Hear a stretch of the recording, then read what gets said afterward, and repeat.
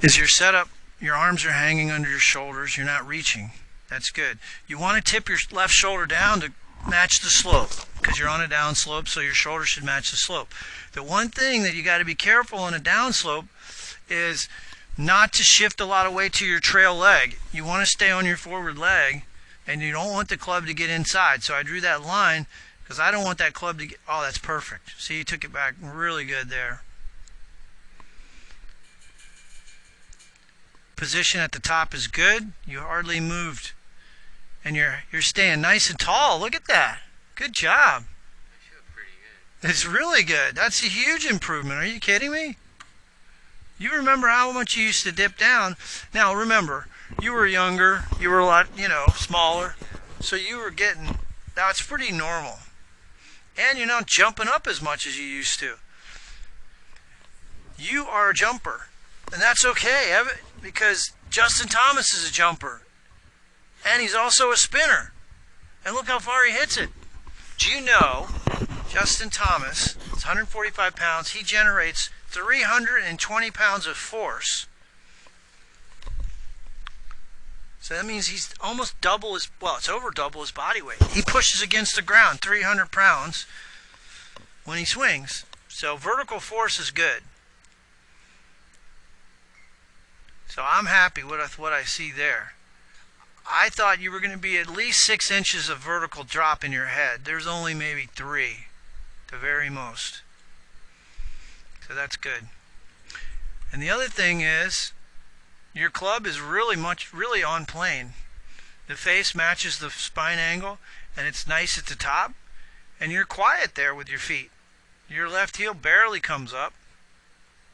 So that's huge improvement. The club head, the only time you'll run into problems is if the shaft gets too far behind your hands and underneath the plane, and you're not there. That club is coming right down. If the club head were to drop too far behind you, back in here, that will cause you to ground out. You'd hit it either fat or skull it. Yeah. A lot of times what happens is the club hits the ground and then it ricochets off the hard pan, and then the leading edge hits the equator, and you'll hit a skull. Now, if the ground's really firm, that's what will happen. If it's really soft, you'll just stick it right in the ground. So that's good there. So that's big improvement. I'll take a look from face on, yeah.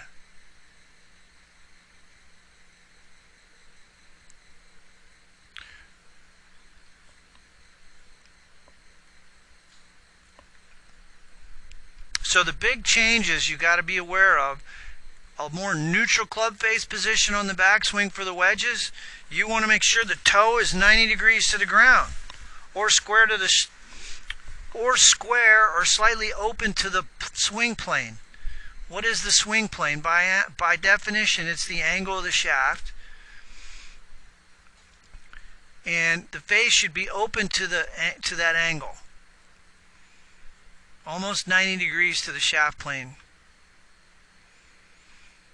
This is your spine angle, right? Those two angles are almost congruent. So, yeah, I just want the toe up in the air a little more with the wedges.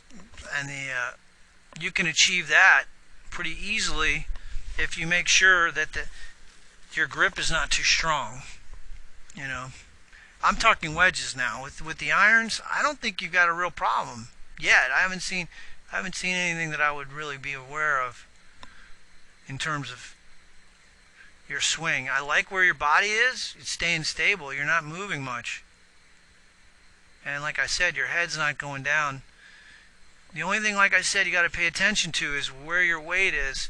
You want to make sure you stay over the ball. You don't want to have any... The minute you try to tilt back, and you're better off taking a little more loft, swinging a little easier, and staying parallel to the slope. You don't want to lean back. Does that make sense? Yes. All right. So leaning back will cause you to hit it fat or thin, taking it too far inside, getting the club shaft too far behind your hands. Getting the club head too far behind your hands, and getting the face shut. But your swing plane is good. I mean, you're not coming down too steeply. Originally, a while back, you used to come down too steep, so that's not the case anymore. That club is coming in nice. Really good, yep.